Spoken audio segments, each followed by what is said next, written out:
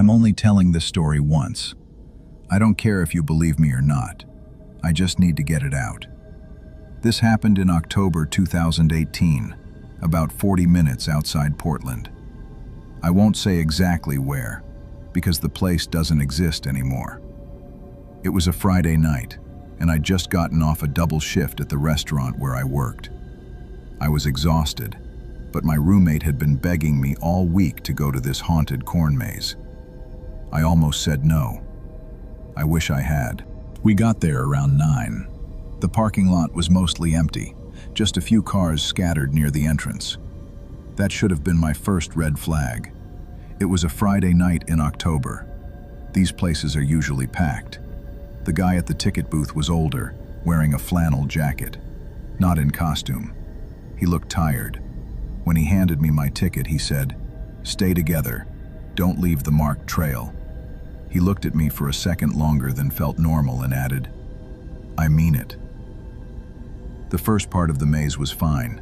People in masks jumping out, fake cobwebs, motion-activated props. My roommate was screaming and laughing. Then we hit a fork in the path. 3 directions. No signs, no lights, no staff. The others wanted to split up. I didn't want to, but I went down the middle path with one other person from our group. It got quiet almost immediately. Not peaceful quiet, the kind where you realize you can't hear anything anymore. No screams, no chainsaws, no music, just wind moving through the corn. We kept walking. The path kept going. The corn stalks were tall and thick. Then we heard footsteps behind us. We turned around. Nothing. We walked faster. The footsteps matched our pace. We stopped. They stopped. I pulled out my phone, turned on the flashlight. No one there. But the corn on both sides was moving, swaying, like something had just ducked into it. That's when we ran. Suddenly the path opened into a small clearing. In the middle was a wooden shack, old, rotting. It didn't look like part of the attraction. It looked like it had been there for decades. The door was open. We stood there, breathing hard. The path behind us had disappeared. The corn had closed in. Then we heard a voice, my roommate's voice, coming from inside the shack, crying, saying she was hurt. I took a step toward the door. Then I heard her voice again, but from somewhere far away, screaming at me to stop. The person next to me grabbed my arm. That's not her. That's the last thing I remember clearly. When I came to, I was standing near the parking lot. My phone said 10:52 p.m. I'd been in the maze for almost 2 hours. My clothes were covered in dirt. My hands were scraped. No memory of how I got out. The others were already by the car, just as confused. No one could explain what happened. We went back to the ticket booth. The old man was locking up. I asked him what the hell had just happened. He sighed. "You went off the marked trail, didn't you?" I told him we didn't have a choice. The paths weren't marked. There's an old service road that cuts through the back section. It's not part of the maze. We're supposed to keep it blocked off, but the barrier gets moved. People wander back there thinking it's part of the attraction. What's back there? Old farm structures. Been there since before we owned the land. We don't go back there. It's not safe. I asked if there were cameras. He shook his head. Not in the fields. Too much area. We only have cameras at the entrance and parking lot. I asked if other people had gotten lost back there. He looked at me for a long moment. A few times. They always come back confused, disoriented. Most people accept that and leave. He walked to his truck without another word. 2 days later, I was brushing my hair and noticed something strange. A small bald spot near the back of my head, like someone had carefully cut a section away. I checked my scalp in the mirror. A faint red line. A cut. Clean. Deliberate. That's when I found it. In my jacket pocket, a small piece of dried corn husk, folded and tied with twine. Woven into it was a strand of my hair. I looked up the place weeks later. Website gone, Facebook deleted. In November, I drove back. The entrance was chained off with a no trespassing sign. A guy at a gas station nearby said the maze shut down after some kind of incident in late October. Someone was found unconscious near the back of the property. They were fine physically but couldn't remember anything. He told me the property had only been owned by the current people since 2018. Before that, it was a working farm owned by the same family for generations. The last owner was an old man who lived alone after his wife died. In 2015, he was diagnosed with dementia. His kids tried to get him into assisted living, but he refused. They hired a caretaker. She said toward the end, he would wander into the fields and get lost for hours. They'd find him standing in the corn, confused, talking to people who weren't there. He died in 2016, natural causes. The family sold the property in 2017. A couple bought it cheap and started the haunted maze. But the gas station guy said something that made my blood run cold. The caretaker told people that in the weeks before the old man died, he kept talking about the others. People living in the backfields. People who'd been there long before his family owned the land. He said they watched him, followed him, and when he died, they'd still be there. When the new owners started clearing land for the maze, workers refused to go into the back section. They heard voices, footsteps. One guy saw someone standing in the corn, watching. When he called out, the figure walked deeper into the field. When he followed, no one was there. The new owners left that section alone, just roped it off. But the ropes kept getting moved. The gas station guy looked at me. "You're not the first person to come back from that maze confused." I asked what he thought was really going on. He shrugged. "Maybe it's the land. Maybe people just get disoriented. Or maybe that old man was right. Maybe there is something back there. Something that was here long before any of us." The person who'd been with me that night had the same bald spot, same cut. They found a corn husk in their jacket too. We never reported it. I still have it. The only proof something really happened. I don't know what that shack was. I don't know who or what was in those fields. But we weren't just lost. Something was watching us, waiting, and when we got too close, it took something from us. Sometimes, late at night, I still hear it. That voice, calling my name, telling me softly, "Come back."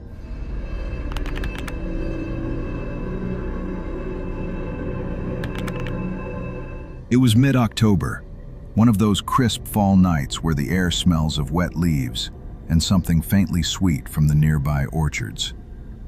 A small group of us, 2 brothers, their cousin, and me, had been planning to visit a pumpkin patch a few towns over for weeks. It was supposed to be one of those extreme autumn experiences the locals raved about.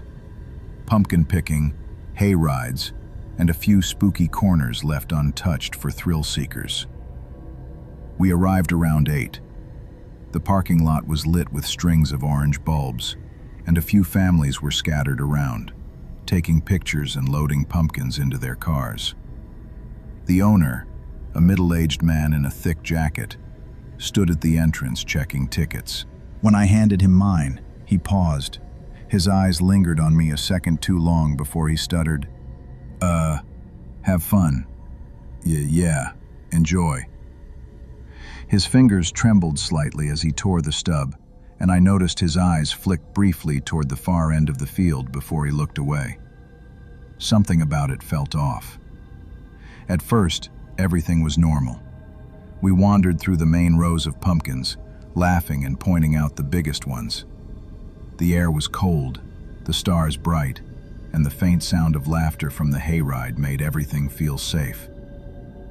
Until we noticed the far edge of the field, where the pumpkins grew sparse and the grass taller. It was marked with a faded rope and a staff-only sign. The air seemed colder the moment we crossed that line. The ground was uneven, and in the distance stood a small wooden shack, its paint flaking and one of the windows shattered like jagged teeth. The wind picked up, whistling through the dry stalks. One of the others joked about the ghosts of last year's jack-o'-lanterns, and we laughed, but it didn't feel right. Then, out of nowhere, a scream tore through the night. It wasn't close, but it wasn't far either. Somewhere deep in the field. It didn't sound playful. It sounded real. Terrified, we all froze. The laughter stopped. When we called out, no one answered. The families near the entrance hadn't reacted. No one else had heard it, or they pretended not to. The silence after that was heavy, almost unnatural. We decided to head back, but the rows looked different now. The path we came through wasn't where it should have been. The shack, which had been maybe 50 feet away, looked farther now, distant, like the field had stretched somehow.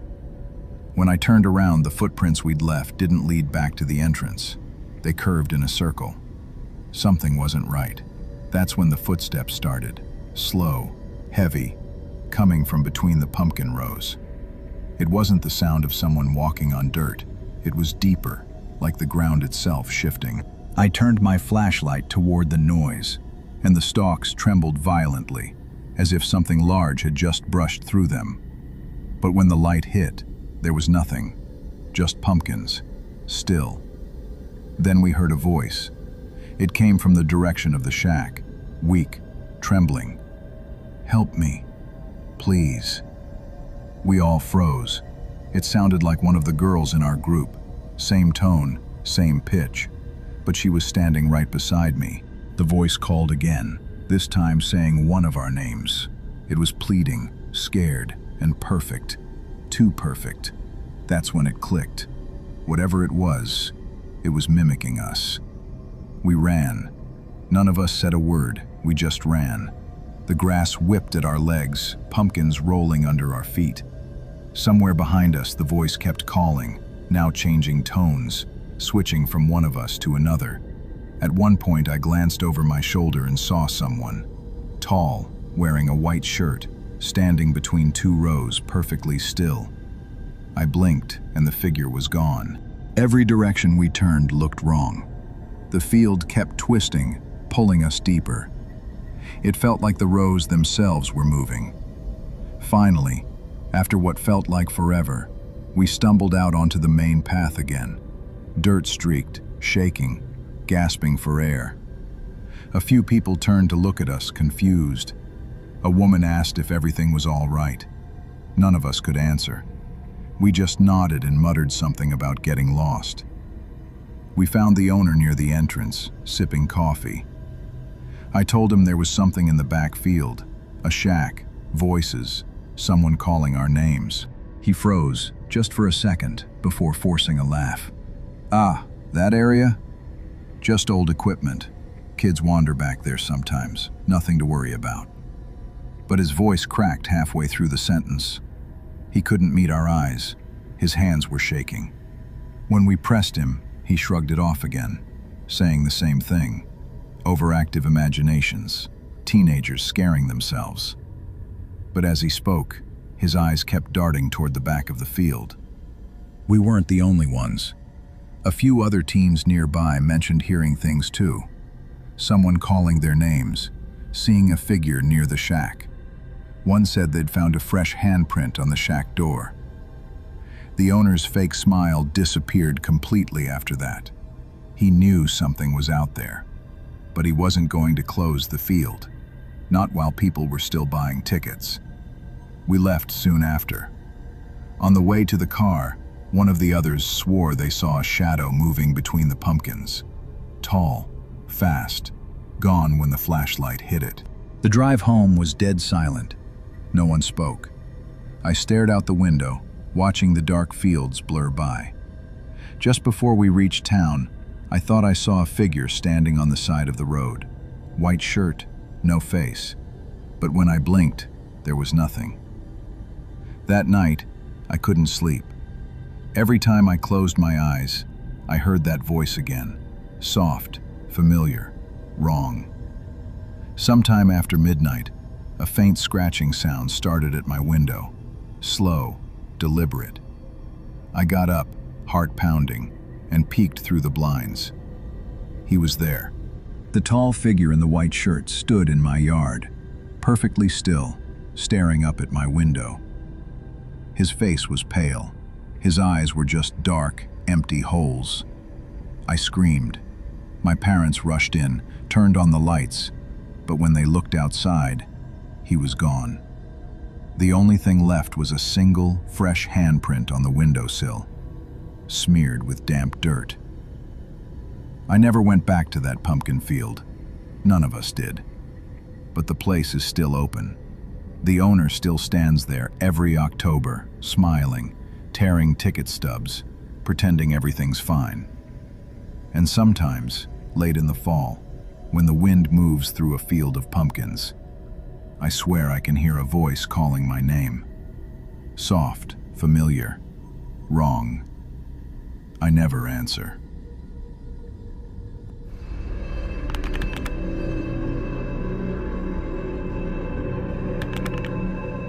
Last October, my friends convinced me to go to the annual Harvest Festival in our town.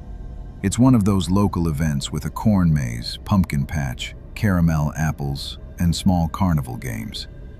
I wasn't really into Halloween anymore. I'd outgrown the whole trick-or-treat thing. But they made it sound fun, and it was a Friday evening, so I thought, why not?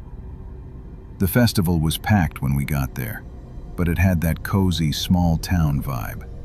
Kids ran around in costumes, couples were taking pictures by hay bales, and there was a line for the hot cider that stretched across the field. I decided to grab some chocolate from one of the vendors while my friends went to ride the hay wagon. The guy running the stand was friendly, chatting about how he'd been doing this festival for years. Everything felt normal, maybe even a little nostalgic. Once I had my chocolate, I noticed that my friends had disappeared into the corn maze. I'd gone in a few times before, but usually during the day with groups. Tonight, it was almost pitch black inside the tall, dry stalks. I figured I'd follow them and meet up somewhere in the middle. I had my phone's flashlight on, and honestly, I thought it would be fine. At first, it was just the crunch of dry corn under my boots, and the occasional laughter echoing from somewhere deeper in the maze.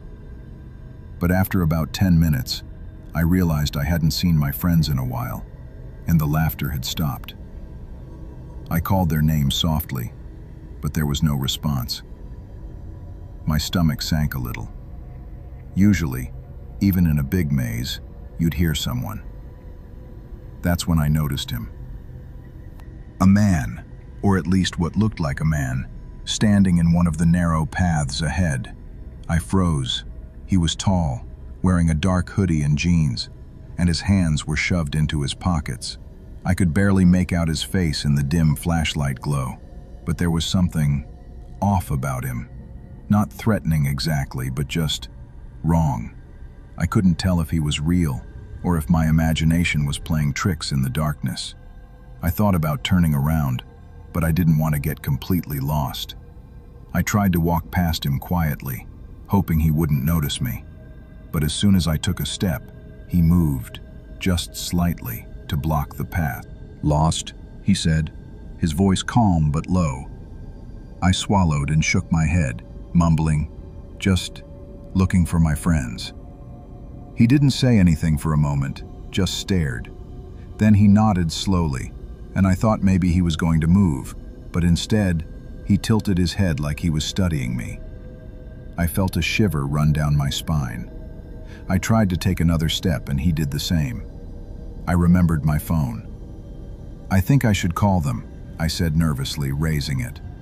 He didn't flinch or move, just kept watching. Then he whispered, almost to himself, "They never come back." Something about that sentence made my blood run cold. I didn't stick around to figure out what he meant. I ran, through the twists and turns, through the maze's dead ends and narrow paths, the sound of dry corn snapping under my feet.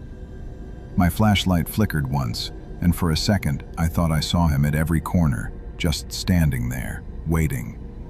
Finally, I burst out of the maze near the exit, panting, heart racing.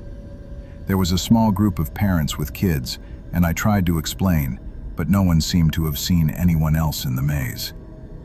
My friends finally emerged a few minutes later, laughing, oblivious to what had just happened. They asked why I looked like I'd seen a ghost. I laughed it off, saying I just got turned around. But later, when I told one of the vendors about the man in the maze, her face went pale. She leaned closer and whispered, "You didn't see him, right?" "Not close?" I nodded, still uneasy. She shook her head. "That's good. He's been coming back here for years, always around Halloween. People say he wanders the maze, waits for someone alone. Some say he's a guy who got lost here decades ago and, well, never really left." I laughed nervously. "You mean like a ghost?" She didn't laugh. She just shook her head again and returned to her booth. I left the festival early that night, heart still racing. I told my friends I wasn't feeling well and needed to go home. As I walked to my car through the empty field, I glanced back at the maze. For a second, I thought I saw a tall figure standing at the far end, just watching. I blinked, and he was gone. I haven't gone back to that festival since, and I haven't wandered through a corn maze at night. But every October, when I see the autumn leaves turning gold and red, I think about that man, standing silently among the corn. Sometimes I wonder if he's still there, waiting for someone else to wander too far from the path.